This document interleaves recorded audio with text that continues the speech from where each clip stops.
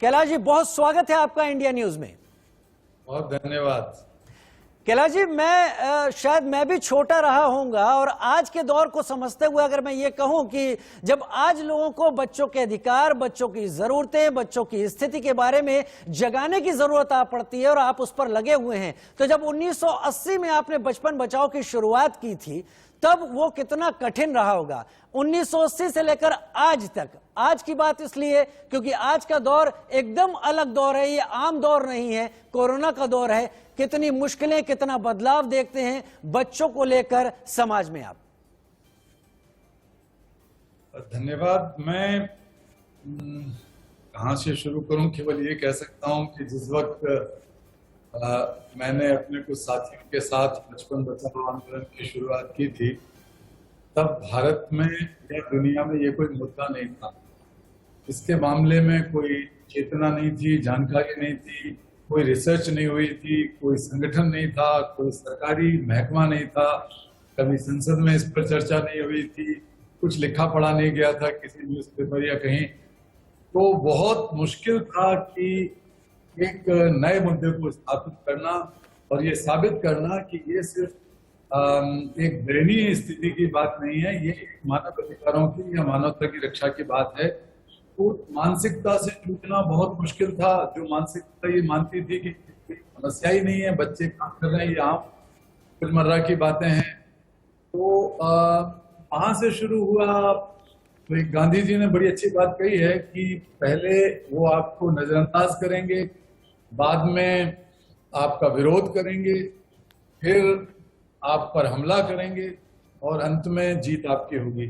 तो जीत तो अभी भी हमारी नहीं हुई है, लेकिन ये सारे दौरों से मैं गुजरा हूं और हमारे ऊपर हमले हुए हैं, हमारे 3 साथी शहीद हुए हैं, मेरे शरीर का कोई हिस्सा नहीं है जिस पर चोटों के और घावों के निशान ना हों। तो बहुत संघर्ष का काम था और सीधे तौर पर ये उन लोगों के खिलाफ भी संघर्ष था, माफिया हैं जो बच्चों की खरीद फरोख्त करते हैं, जो बच्चों के बचपन बेचकर मुनाफा कमाते हैं। तो ये एक बुराई के खिलाफ, लेकिन एक अपराध के खिलाफ भी एक लड़ाई थी, तो अभी जारी है।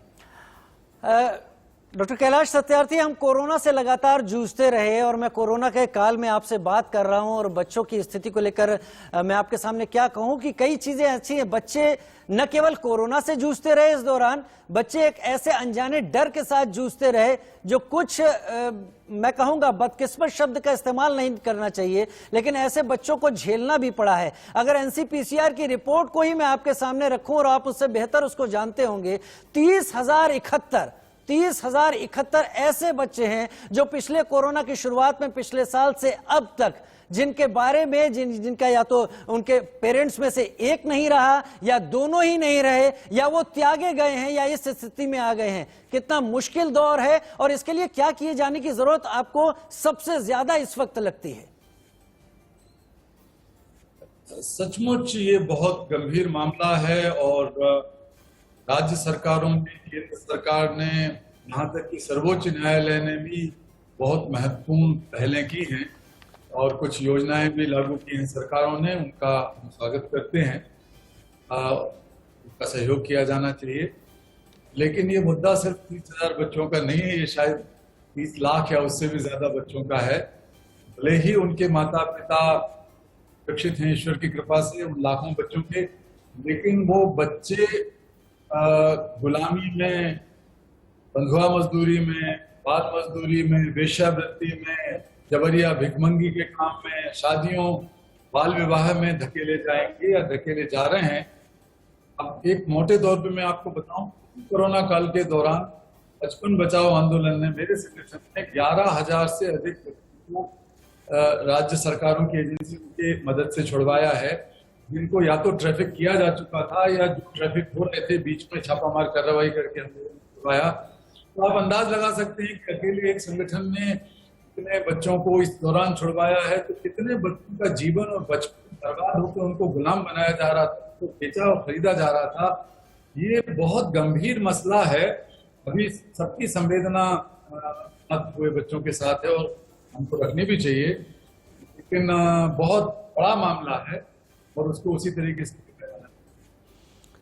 क्या आपने इस सिलसिले में देश के प्रधानमंत्री नरेंद्र मोदी से भी संपर्क साधने की कोशिश की? हमारी जानकारी में यह भी आया कि आपने उन्हें चिट्ठी भी लिखी है, और अगर आपने उन्हें खत चिट्ठी लिखी है तो किन बिंदुओं पर आपने उनकी मदद की उम्मीद चाहिए कि इस दौर में कम से कम बच्चे बचे रहें, बच्चों के ऊपर कोई गलत नीयत या गलत नजर ना पड़े? जी हाँ, हम देश के बहुत सारे राज्यों में और सैकड़ों गांवों में काम करते हैं, शहरों में भी। जब हमारे पास कुछ ये सूचनाएं आने लगी कि कुछ बच्चों के माता पिता अस्पतालों में भर्ती हैं, कुछ का देहांत हो गया है, बच्चे बहुत बुरी हालत में हैं, मानसिक त्रासदी, आर्थिक संकट, अकेलापन और कई तरह की मुसीबतों से जूझ रहे हैं, तो इसकी और थोड़ी सी हमने जानकारी इकट्ठी की और मैंने इस मुद्दे को उठाया। बिल्कुल शुरुआती दिनों में ही मैंने सोशल मीडिया पर ट्वीट करके ये कहा लोगों से, एक हेल्पलाइन नंबर भी दी और कहा कि अगर कोई भी ऐसा बच्चा जो अनाथ हुआ है उसकी जानकारी आपको है तो बताइए।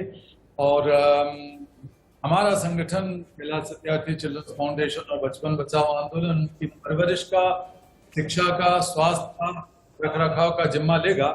निश्चित तौर पे जो सरकारी प्रावधान है, जो हमारे कानून हैं, जो संस्थाएं हैं, चाइल्ड वेलफेयर कमेटी वगैरह, उनके माध्यम से वो करते, तो हमारे पास सैकड़ों फोन इस तरह के आ गए हफ्ते 10 दिन के अंदर ही, और हमने फिर सरकारी तंत्र की मदद से शुरू किया।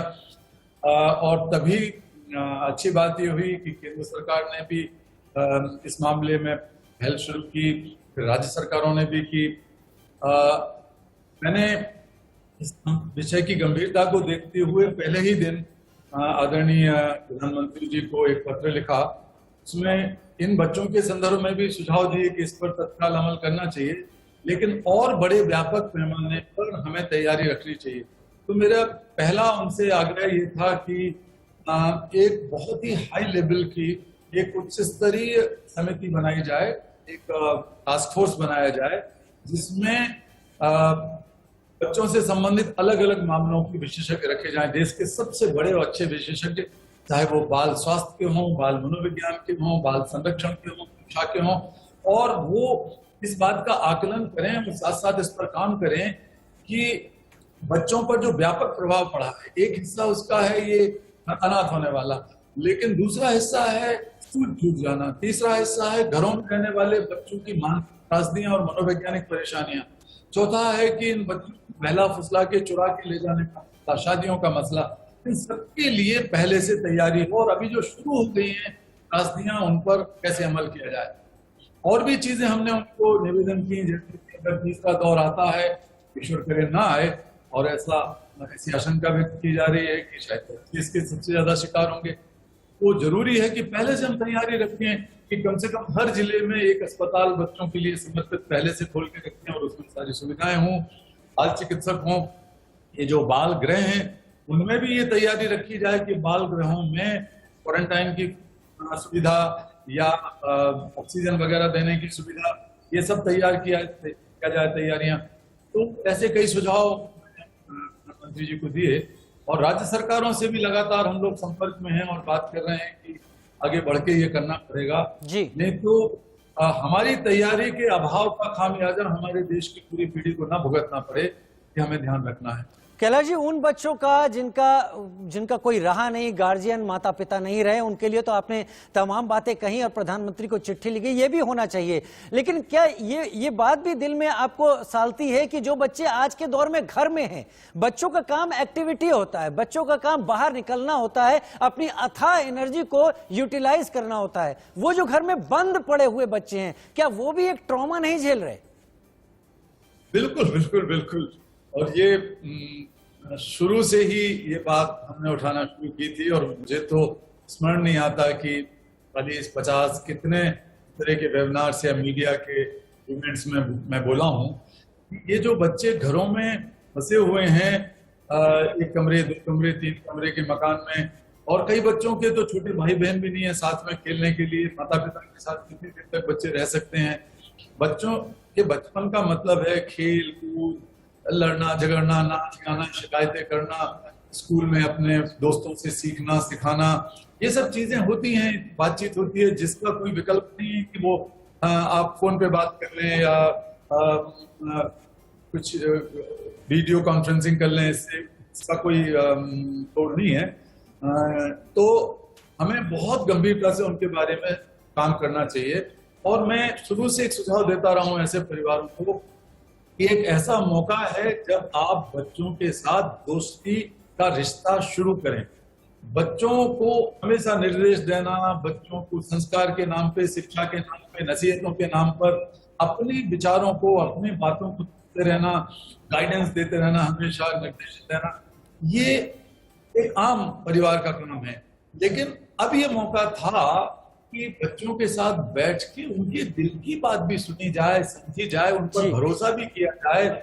और वो दोस्ती बहुत काम की चीज है जो हमेशा काम आएगी। बहुत बच्चे ऐसे हैं जिनके साथ यौन शोषण होता है, परिवार के लोग करते हैं, रिश्तेदार दूर दराज के करते हैं। सब जानते हैं कि 90% से ज्यादा जो यौन शोषण के मामले हैं वो घरेलू रिश्तेदारों के जरिए होते हैं। स्कूलों में ऐसा होता है। तो बच्चे हिम्मत करके किसी से बोल नहीं पाते क्योंकि आपका रिश्ता उनके साथ दोस्ती का रिश्ता है नहीं। तो अभी दोस्ती का रिश्ता रखें। और स्कूल भी जब खुलेंगे और ये जब बच्चे स्कूल जाएंगे तो उन पर पढ़ाई का बोझ, टेस्ट करने का बोझ या परीक्षाओं का बोझ न थोपा जाए। बहुत ही समझदारी के साथ, मनोवैज्ञानिक तरीके से, संवेदना के साथ, सम्मान के साथ उन बच्चों को धीरे धीरे पूर्वावस्था में लाया जाए, मेन स्ट्रीम में लाया जाए। जी कैलाश जी, आप इस कोरोना काल में जब लोग बाहर नहीं निकल पा रहे, बचपन बचाओ बाहर निकलकर लोगों की मदद और उन बच्चों की मदद में लगा हुआ है जिनकी मदद के लिए शायद लोग सोच नहीं पाते। आपने जो लोगों को सलाह दी है कि इस दौर में कम से कम माता पिता घर में बंद अपने बच्चों का दोस्त बनने की शुरुआत करें, बच्चे उनके कहीं नजदीक आएंगे, तो आपकी इस मुहिम को लोग बाद में मानेंगे। कैलाश जी, मैं आपको यकीन देता हूं कि मैं अपने घर में आपकी इस कोशिश, आपकी इस मुहिम को मानना शुरू करूंगा। कम से कम आपकी इस अपील का मुझ पर सीधा असर हुआ है। और मैं चाहूंगा कि मेरे तमाम दर्शक जो इस वक्त देख रहे हैं, बच्चों के नजदीक जाएं, बच्चों के दर्द को समझें। बच्चे उतना खुश जितना दिख रहे हैं इस ट्रॉमा काल में, वो भी एक दर्द से गुजर रहे हैं। दोस्त बने, बच्चों को बचाएं। बचपन बचाओ की इस मुहिम के साथ इंडिया न्यूज भी है। बहुत शुक्रिया कैलाश सत्यार्थी जी हमारे साथ जुड़ने के लिए और तमाम जानकारियां बच्चों को लेकर जो कुछ आप कर रहे हैं वो साझा करने के लिए। एक छोटा सा ब्रेक ले रहे हैं, जल्द हाजिर होते हैं।